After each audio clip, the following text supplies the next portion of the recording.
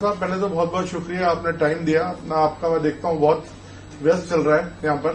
तो ये बताइए, अभी हमने देखा जनरल इलेक्शन में तो आपको आपका वोट शेयर भी बढ़ा, 5 सीटें भी मिली, बट आपको लगता है ये मोमेंटम जारी रहेगा?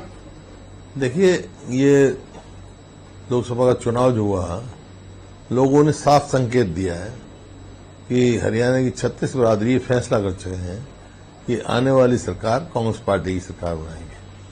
आप देखो, हाईएस्ट वोट शेयर है हमारा इंडिया में, इंडिया अलायंस का, और 10 पार्लियामेंट्री क्षेत्र हैं। 10 की 10 में बीजेपी का वोट शेयर कम हुआ है, कांग्रेस का वोट शेयर ज्यादा हुआ है। इसी प्रकार से 90 असेंबली सेगमेंट से 90 की 90 में कांग्रेस का वोट शेयर बढ़ा है और बीजेपी का घटा है।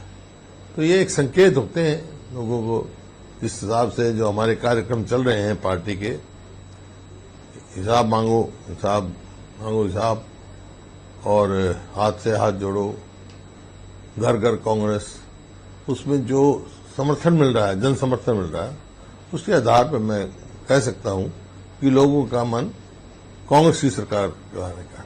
सर, मेरा एक और सवाल है कि चलिए, अगर सरकार आपको मैंडेट मिलता है कांग्रेस को, तो सीएम कौन होगा? ऐसा लगता है कि बहुत फैक्शनलिज्म है, ऐसी बातें भी की जाती हैं कि अलग अलग यात्राएं निकाली जा रही हैं, अलग अलग कंपटीशन है। आपको लगता है सीएम कैंडिडेट? नहीं, तो ये तो आप लोगों की बनावटी बातें हैं, कोई फैक्शनलिज्म नहीं है। अलग अलग क्या मतलब? सब कांग्रेस को मजबूत करने की बात कर रहे हैं। जितने भी कांग्रेस के नेता हैं सब अलग अलग जाके कांग्रेस की मजबूती की बात कर रहे हैं। जो फैक्शनलिज्म की क्या बात? कांग्रेस में कोई फैक्शनलिज्म देखना तो आपने बीजेपी में देखो, हरियाणा में कभी आपको भी अनिल विज दिखाई नहीं दिए होंगे, अपना शर्मा जी दिखाए होंगे, और आप वीरेंद्र सिंह जी तो आ ही गए, राव इंद्रजीत नहीं दिखाई दिए होंगे, रामविलास शर्मा नहीं दिखाई दिए होंगे। आप देखो ना, ये है उनका। बट सर, आपने भी एक इंटरव्यूज में, कई इंटरव्यूज में बोला ना आप टायर्ड हो ना आप रिटायर्ड हो, तो दावेदारी तो आपकी है ही मजबूत सर, इसका मतलब सीएम कहा है मैंने, वो तो बात कह रहे थे वही आपकी बात। तो मैं चुनाव लड़ूंगा मैं आपके, ना इधर हम टायर्ड नो रिटायर्ड, क्या दो रहे हैं। तो किन मुद्दों को आप लेके जा रहे हैं पब्लिक में ज्यादा? देखिए, मुद्दे 2014 में जब हमने सरकार छोड़ी, उस टाइम हरियाणा प्रति व्यक्ति आय में, प्रति व्यक्ति निवेश में, कानून व्यवस्था में, नौकरी देने में, और आपका खेल और खिलाड़ियों में नंबर 1 प्रदेश था। आज पिछड़ गया। आज किस चीज में नंबर 1 है? आज बेरोजगारी में नंबर 1 है। मेरे आंकड़े नहीं है, ये सीएमआई के हैं, प्लानिंग कमीशन के भी हैं। 3 गुना जो है बेरोजगारी बढ़ गई हरियाणा में। आज अपराध बहुत तेजी से बढ़ रहा है, फिरौतियां मांगी जा रही, रोज आप देख रहे होंगे, अखबार में देख रहे होंगे। कानून व्यवस्था बिल्कुल ठप हो गई, और खेल खिलाड़ियों के आप देख ही रहे हैं कि जो हमारी पहलवान बेटियां हैं, जिन्होंने दुनिया में नाम रोशन किया, उनको जंतर मंतर पे किस तरह बैठना पड़ा, आज तक भी उनको न्याय नहीं मिला। इसी प्रकार से नौकरियों की बात है कि ये एक उन्होंने चला रखा कौशल रोजगार निगम, वो कच्ची नौकरी है, कॉन्ट्रेक्चुअल। हमारी सरकार थी जब हमने ये कहा था हम ठेकेदारी नहीं करेंगे, कॉन्ट्रेक्चुअल सर्विस नहीं लगाएंगे, हम पक्की नौकरी देंगे ताकि युवाओं का भविष्य सुरक्षित हो। इन्होंने 1,22,000 उसमें जो हो वही कौशल रोजगार निगम कॉन्ट्रेक्चुअल सर्विस लगा रखे। इसका नतीजा ये हुआ कि 2 लाख आज हरियाणा की पक्की नौकरियां खाली हैं, सैंक्शन पोस्ट। तो इसका मतलब क्या है? अब ये कह रहे हैं, कई दफा कहते हैं जी ये HKR कहते हैं उसको, हरियाणा कौशल रोजगार निगम, उसको खत्म, वो तो खत्म करेंगे, लेकिन जो उनमें काम करते हैं उनको कॉन्ट्रेक्चुअल नहीं रखेंगे, हम पक्का करेंगे, पक्की नौकरी देंगे। 2 लाख, और सरकार कांग्रेस की सरकार आएगी तो पहले साल में 1 लाख पक्की हम नौकरी देंगे। इसी प्रकार हर साल 50-50 हजार देंगे। सर, आपने भी खेल खिलाड़ियों की बात की। अभी हमने हाल में विनेश के साथ देखा, वहां पे उसको जीतने के बाद भी वो हार गई। तो आप कह रहे हैं कि इनके साथ अच्छा व्यवहार नहीं हो रहा, लेकिन सरकार ने तो पूरा उसको जो मेडल्स वगैरह दिए हैं वो तो दिए ही हैं।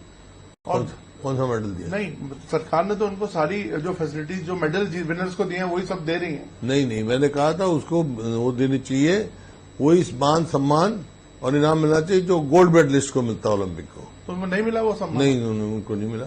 लेकिन इन्होंने सरकार ने सिल्वर का किया ऐलान उनका, और मैंने इसी वास्ते कहा था भाई जैसे तेंदुलकर को नॉमिनेट कर दिया राज्यसभा में, उनको नॉमिनेट करें, क्योंकि उनके साथ मेरे को महसूस है कि उनके साथ जाती हुई है, उसको उसका न्याय नहीं मिला। तो सर विनेश क्या कांग्रेस ज्वाइन कर सकती है? क्या आप लोग वेलकम करेंगे उसको? देखिए, वो तो हाइपोथेटिकल सवाल आपका, लेकिन खिलाड़ी तो भाई एक पार्टी का नहीं होता है, खिलाड़ी तो देश का होता है, देश का नाम कमाता है। पार्टी ज्वाइन करेगी, कोई करेगा तो आपको पता लग जाएगी, लेकिन खिलाड़ी तो देश के हैं। नहीं, आप स्वागत करेंगे अगर आती है तो? मैं तो जो भी पार्टी में आ रहा है स्वागत करते हैं, कोई अच्छा आदमी आएगा तो, लेकिन सवाल इनका नहीं, हाइपोथेटिकल सवाल तो उनकी इच्छा की बात है। आज वो हमारे देश की खिलाड़ी हैं और उनके पास जो है न्याय नहीं हुआ, उनको पूरा मान सम्मान मिलना चाहिए, उनको नॉमिनेट करना चाहिए राज्यसभा में। सर आपने आम आदमी पार्टी के साथ आपका नेशनल में तो अलायंस है, इधर आपने अलायंस क्यों नहीं कर पा रहे? है ही नहीं हमारा किसी नेशनल लेवल पर सारी पार्टियों के साथ हमारा, कम्युनिस्टों के साथ भी है, हमारा समाजवादी के साथ भी है, आम आदमी पार्टी की बात है, लेकिन प्रादेशिक तो आपको लगता नहीं सर लेवल पर अभी कोई चर्चा नहीं चली है? आपको लगता नहीं इससे नुकसान हो सकता है कांग्रेस को? चलिए, जो कोई चर्चा नहीं है, खुद कांग्रेस खुद में सक्षम है। तो आपको लगता है बिना आम आदमी सक्षम है, बाकी पार्टी का जो है अब तक कोई चर्चा नहीं हुई है उसकी। सर अग्निवीर पे भी आप सवाल उठाते आए हैं, तो आपने मैंने देखा, अभी आपकी रिपोर्ट्स भी देखी, आपने कई इंटरव्यू में बोला कि अग्निवीर के को भी आप लेके जाएंगे, मतलब हरियाणा से बहुत सारे लोग सेना में हैं और जाते हैं, तो आप क्या कर सकते हैं? ये तो सरकार का ये तो बन चुका है, तो युवा क्या करेंगे आप पावर में आएंगे? अगर कांग्रेस की सरकार बनेगी केंद्र में, तो हमने क्या ही रखा था, राहुल गांधी जी ने क्या रखा है, अग्निवीर नहीं, हम तो पुराना जो रिक्रूटमेंट है, जो पक्का जो पेंशनेबल है, अब क्या है, 18 साल का लड़का भर्ती होगा, 22 साल का वापस आ जाएगा, ना उसकी पेंशन ना और कोई उसको सुविधा है। ऐसा है, उनके भविष्य के साथ खिलवाड़ है, युवाओं के साथ खिलवाड़। और हरियाणा को तो बड़ा भारी नुकसान है कि 5000 हर साल फौज में भर्ती होते थे हमारे बच्चे, और ये जब से अग्निवीर स्कीम आई है 250 बच्चे भर्ती हुए हैं, तो उनका भविष्य तो अंधकार में गया ना। हमारी पॉपुलेशन देश की 2% है, लेकिन हर 10वां फौजी हरियाणा से है। सर सबसे ज्यादा नुकसान तो हरियाणा पंजाब को ही। ये जो अलायंसेस दूसरे हुए हैं, चाहे वो जेजेपी का अलायंस हो बीएसपी के साथ, और दूसरे जो अलायंस जेजेपी का किसी साथ अलायंस नहीं हुआ, बीएसपी के साथ तो इनेलो का हुआ। हाँ, इन लोगों का हुआ है, उसको आप किस तरह से देखिए, जो लोकसभा का चुनाव नतीजा आया है उससे साफ लोगों ने संकेत दिया है कि मुकाबला कांग्रेस और बीजेपी में है, वोट काटने के लिए कोई वोट नहीं है लोग देने वाले। सर आपको क्या लगता है कि आपको बार बार ये बोला जाता है कि आप हमेशा रोहतक सेंट्रिक विकास करते रहे हैं, आप बोलते ये क्रिटिसिज्म हुआ है, आप बोलते हैं, जिनको हरियाणा का विकास का पता ही नहीं, जिनको हरियाणा का नक्शा पता नहीं, वो ये बात बोलते हैं। हरियाणा प्रति व्यक्ति आय में एक रोहतक से हुआ है, पूरा प्रदेश हुआ है। इनने 10 साल में इन्होंने क्या किया?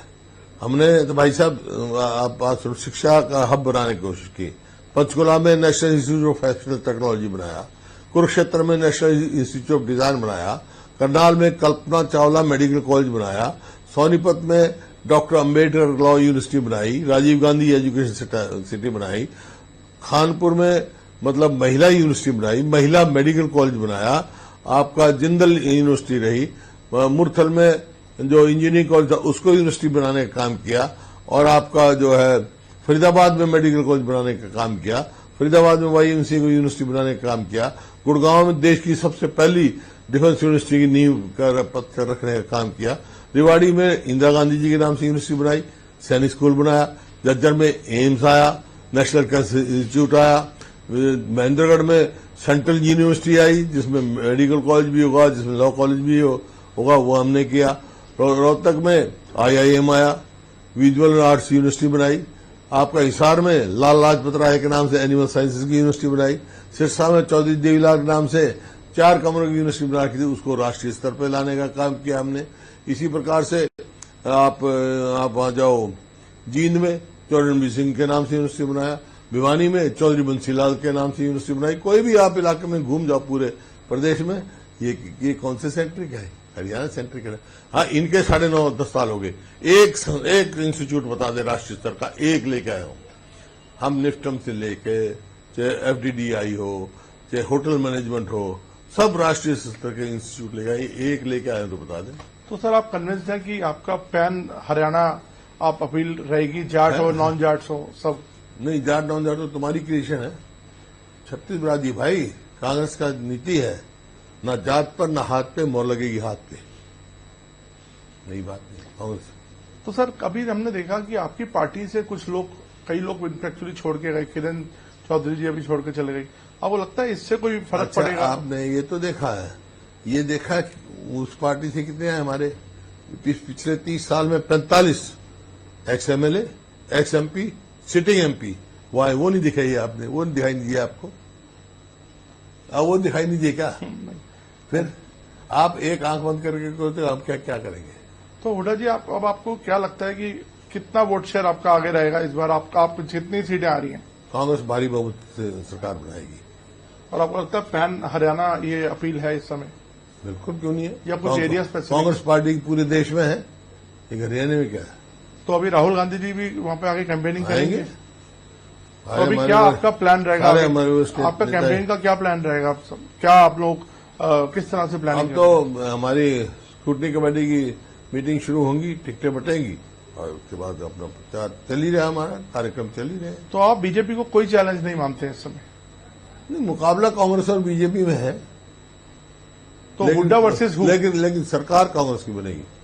नहीं, तो बीजेपी में कौन आप देखते हैं कि जो वहां पे स्टार कैंपेनर है? आपके कौन है टक्कर में इस समय? आप हुड्डा जी, आपके अगेंस्ट खट्टर साहब हैं या सैनी साहब हैं, कौन है? नहीं, आप समझे नहीं, कांग्रेस का और बीजेपी का बना है, कांग्रेस की सरकार बनने जा रही है। Thank you.